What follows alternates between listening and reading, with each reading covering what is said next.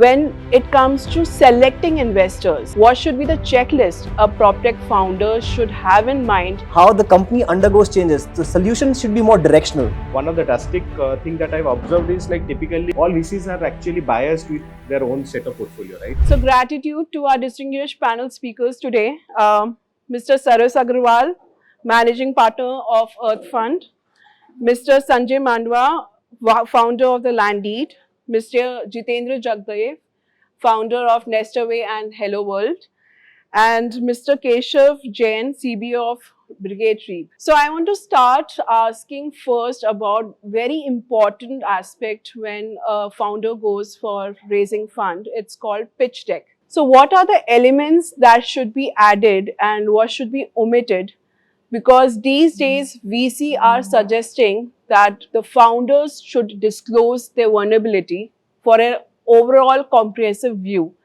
But how does a Proptech founder would navigate this without negatively affecting the judgment of investor?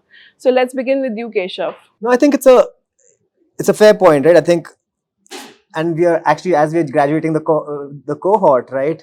All 5 of our startups have just gone through the pitch deck process, right? And the first thing that we tell them is pitch deck will not get you funding.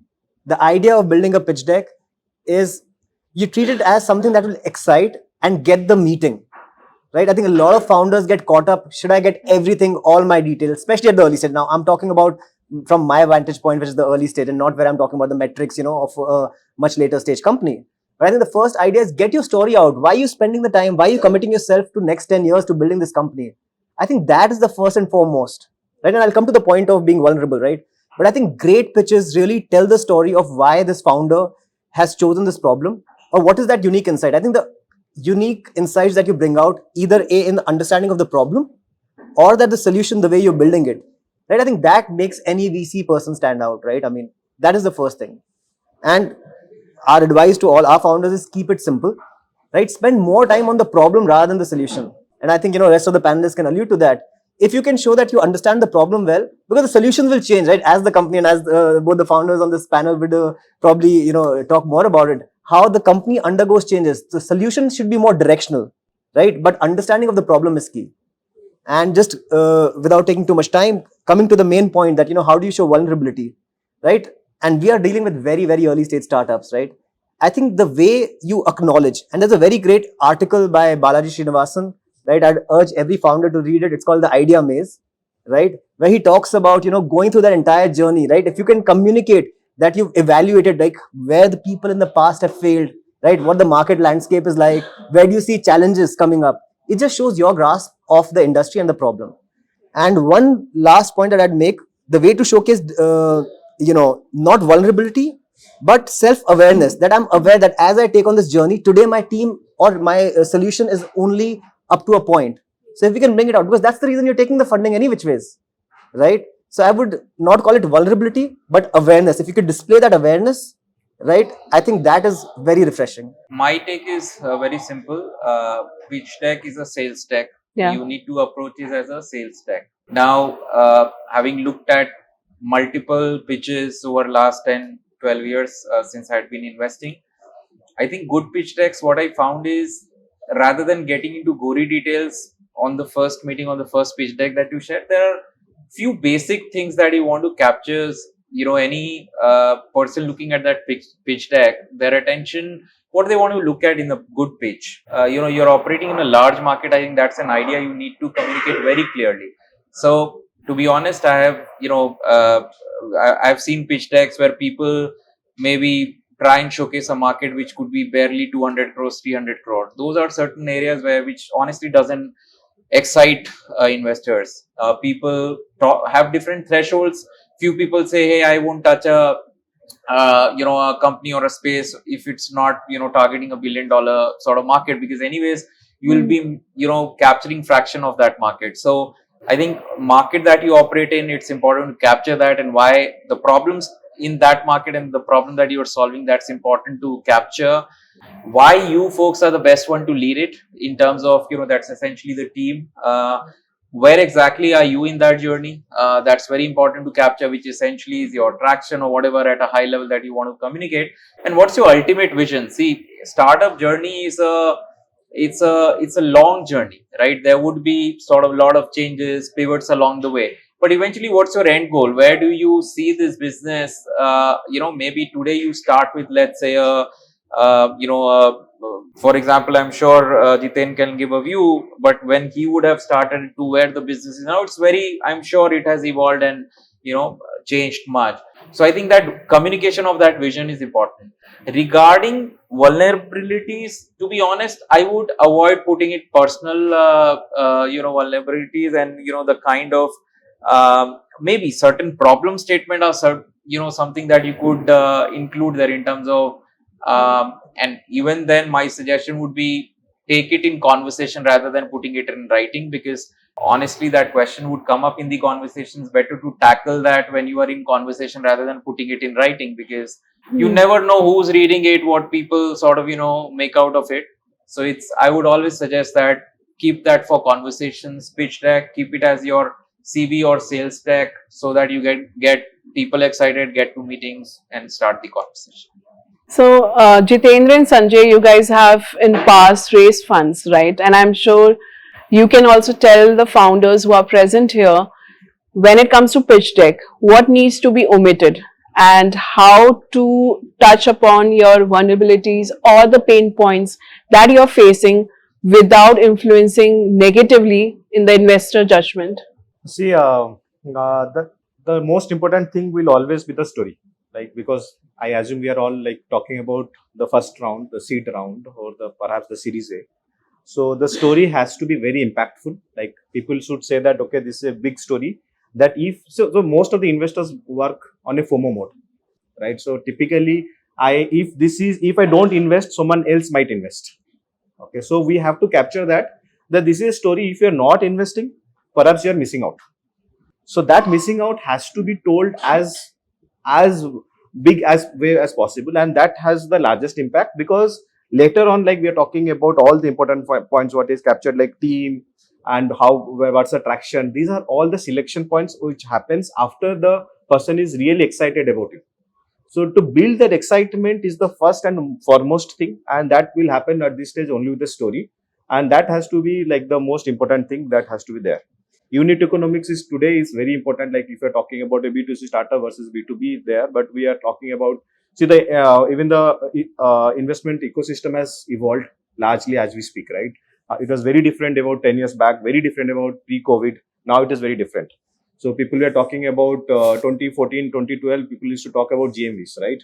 Today, if you take a pitch deck and mention GMV, perhaps it's a rejection criteria, right? So people are now looking at how great a PAT could look like. So how that has evolved is how VCs have evolved in their takes. So very important is, like, the story has to be there. It has to be good.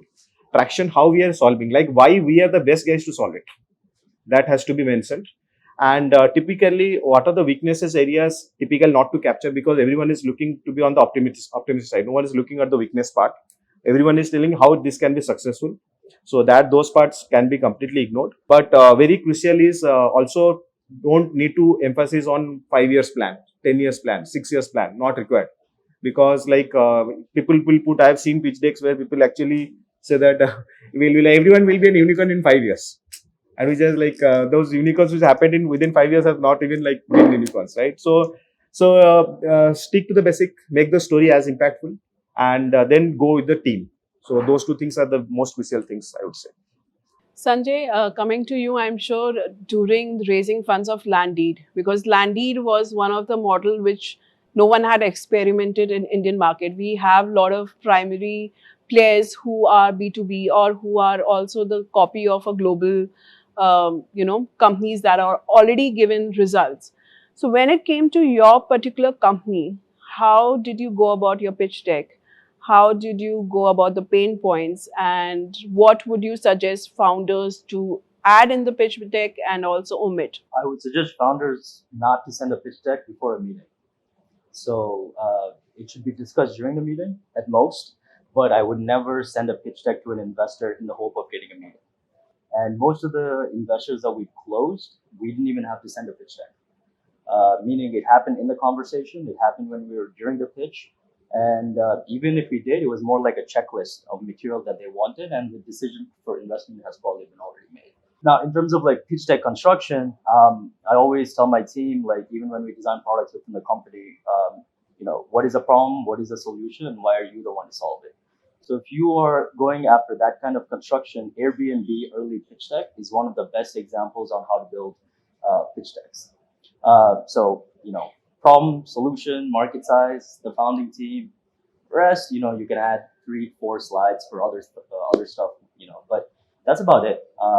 It's a reason for people to say no at times than it is for people to say yes. Nobody has ever said yes to investing in Landeed because they thought my pitch deck was beautiful. So that's one. In terms of vulnerabilities, what I would put on there, as a founder CEO, I don't think I'm vulnerable.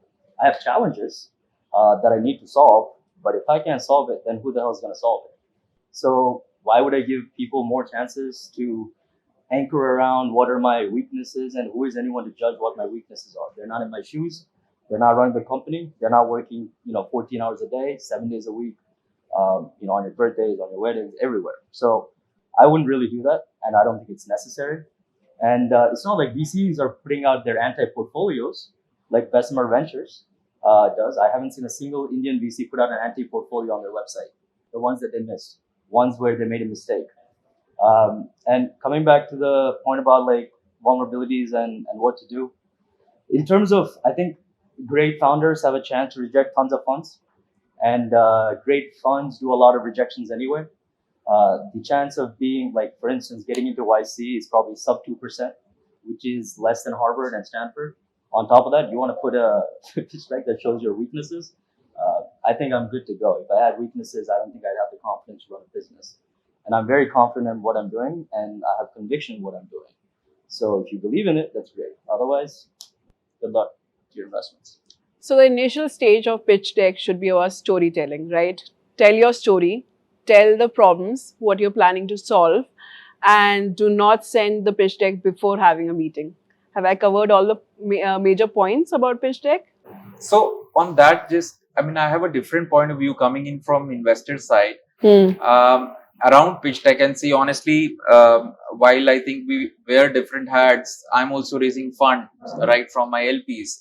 Right. And I mean, it all depends on, it's subjective in a way whether you're able to get that meeting without pitch deck.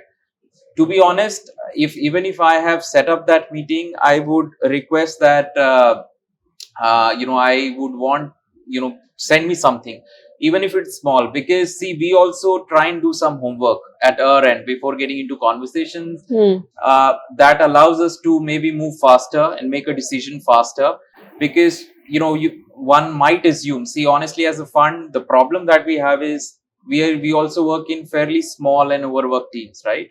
We look at different spaces.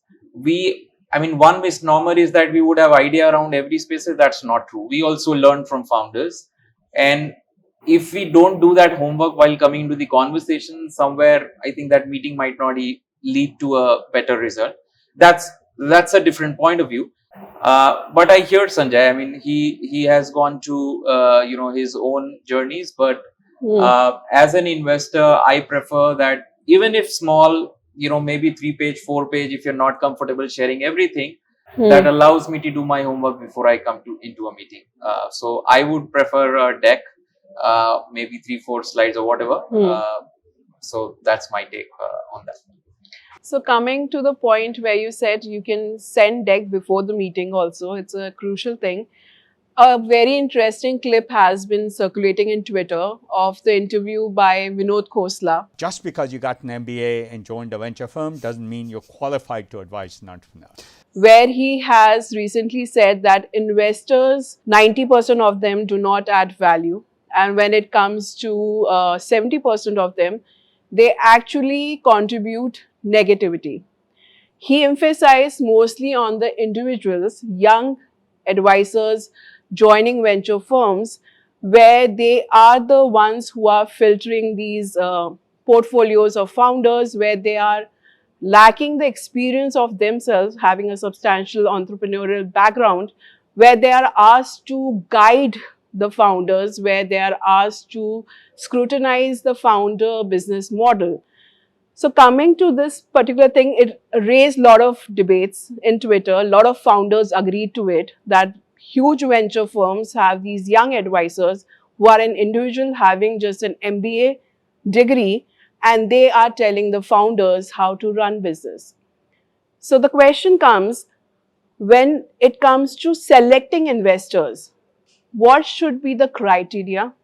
What should be the checklist a Proptech founder should have in mind before selecting investors? And of course, avoiding such young advisors who have joined venture firms who are scrutinizing these Proptech founders. So before I go to VCs, I'm sure you guys want to jump into this. Jitendra, please tell me your viewpoint on this. Touching on the last part, I think most of the founders will not have that many choices in the early round that I could select one VC over the other, right? So typically, if they get two VC, they'll try to join both of them and make the larger round. Okay. So, but more or less on Mr. Vinod Khosla's statement, I definitely agree to that. That 70% is a number which actually could be true. In my experience, like at least in my experience, like we have worked with a lot of large VCs. We have worked with smaller Indian VCs. And one of the drastic thing that I've observed is like typically all VCs are actually biased with their own set of portfolio, right? Some have made success. It could be in a B2C market, and they might be advising a B2B market. Okay, but they will take this know-how and try to put in there, which may not be relevant. So that happens very, very often. And typically also very important is like the cycle of investment is very different, right? So typically if you're a US VC, your cycle is much shorter than typically when you invest in India or in China. China is also much better than in India. So when that mindset comes in, they will actually, they might tell you something that might be short term, very short term, and which might be in that time, which is very relevant. Whereas an entrepreneur has to think on a very long term approach, because they have to think that, okay, I have to run this organization and I might be able to put, go for more number of VCs who might be with me for next 10 years. So ideally, we should not, as an entrepreneur, we should not actually be biased. We have to follow what our heart says, what the team says, that is more relevant. But we have to take all the feedback which may be useful to us, because that might have worked. Very simple, like for example, what could work in India may not work in China. But a VC who has invested both in China and India will say that where that has worked, why it is not working here. So then in that context, if we blindly take that, definitely it may not work. So very important is like we have, as entrepreneurs, you have to believe our trust. We have to believe in ourselves and believe in your team. Team is very important, because those are people who are working daily on that idea. So, and then just go on it. Sanjay, what's your take on this? Very true. I definitely look whether the investor that I'm looking at is a ex-founder or ex-operator. It matters a whole lot. You can tell in the quality of questions. You can tell in the way that they talk to you about tactics. So we take the example of, let's say, a management consultant typically going into a VC fund, and you're wondering, what exactly can the person offer you? Where's the skin in the game when that person has gone through the process? I'm sure they have a breadth of knowledge in terms of the industries that they work with, but not many startups are hiring McKinsey or BCG or Bain, right, at early stage. That means these guys are naturally working with larger companies.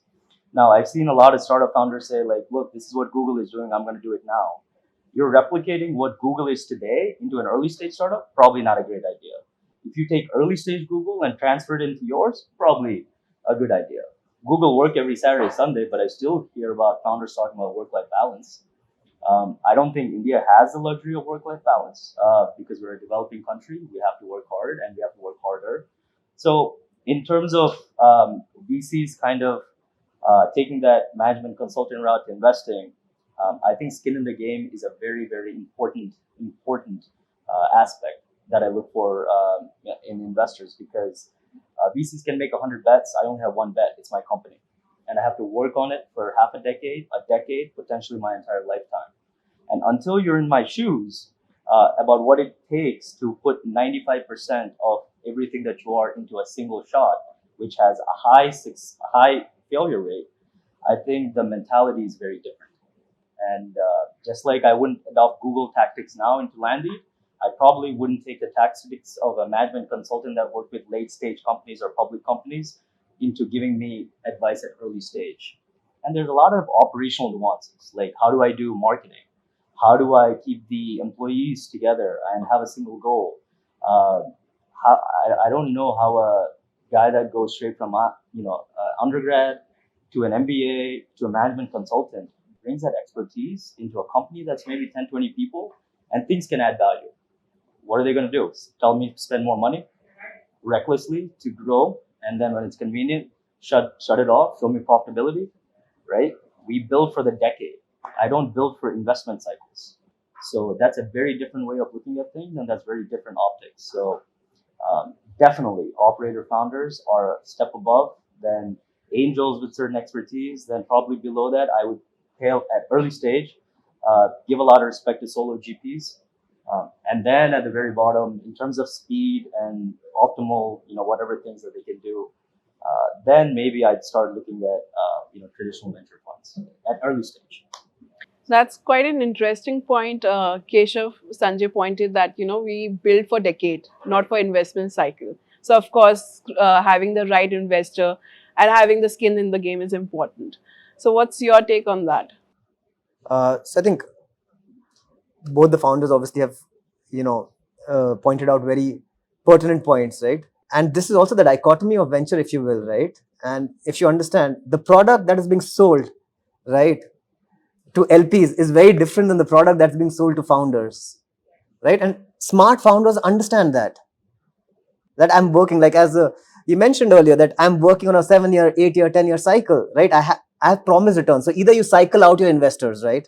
No one's going to be with your journey from one till the end. And, since you mentioned YouTube and Twitter, right? Videos going viral, right? Twitter went viral with one of the best investors, Bill Gurley from Benchmark, being shat upon by Uber for saying he created, if that person, right, who's like the epitome of investing can be considered to be destroying value, then, forget zero, early stage investors or, associates, right? It's always going to be, difference in opinion. Now, here's how I look at it, and I'll try and address some of this management consultant part, right? Completely agree. At early stage, the smaller the fund, the more hands-on, right? And that's what the approach that we take at REAP. But I'm not trying to plug in REAP here. But, we're going through the accelerator part, right? Most of the team has sort of tried to build some sort of venture, right? But it's important to understand the role of this associate level that you're talking about who's trying to reduce this value, right? In venture, there are two parts, right? One is getting selected into venture and then the value add.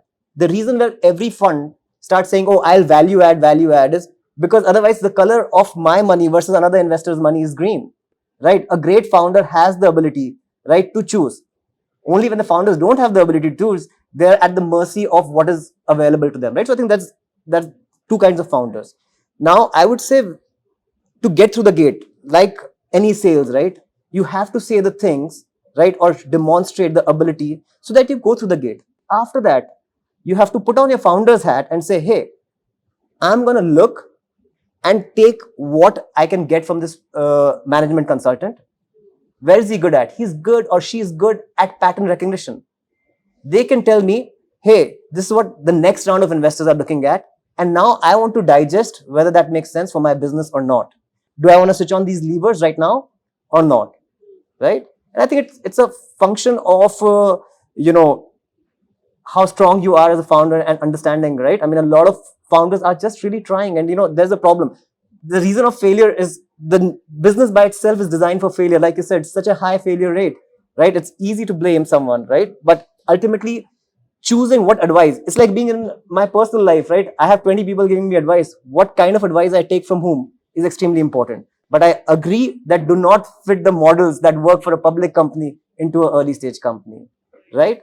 And I think the last part, on this, I would say use the strength of the investor, right? And bring it into your business in the way that suits you best. And it's not like the investors are not aware of this. That's why if you see any good investor, now they've started having two teams. There's the investment team and there's the platform team. Right? That shows that the industry is listening, right?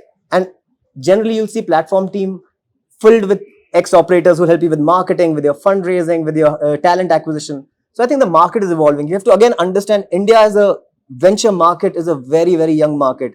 We've probably gone through the first cycle, first few IPOs, if I will, right, which is where the culmination of the venture cycle really ends. So yes, there are challenges, right? And I think smart founders are able to sniff that out. So what would be the main checklist, Saras? So see, I think I think both of them made a good point, and to be honest, on that point, I honestly don't know on what context Mr. Khosla made that comment. See, the checklist, of course, it's like a marriage, right? If founder and investors coming together is like a marriage. If you have choices, if you are the startup of town that everybody is eyeing to put money into. Then maybe you have choices and you have 3-4 term sheets. Maybe that was the case 6 months back, a year back. And I know personally a lot of founders, my portfolio companies, where the decisions were made basis which investor I would want to go to. And particularly at the same point that Sanjay mentioned, that I am getting somebody senior on board. I don't have to deal with, let's say, an analyst on my board. So it's a big name fund, but they are putting in a junior person. I would want somebody senior to be on my board because I feel X person could add a lot of value to my business. Right. While the valuation might be 20%, 25% less, I don't care in the long run. But that's the value I feel I can derive from that individual coming in onto my board, right? So if you have those choices, choose that. But as Jiten mentioned, life is not easy on any side. What you'll have to do eventually then is stitch together the round.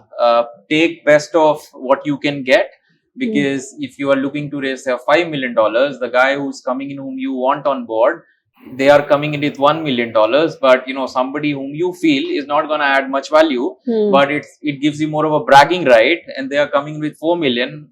I mean, you choose. I mean, that's the evil you will have to take. And how you manage is also part of the founder's role, to be honest, right? Right.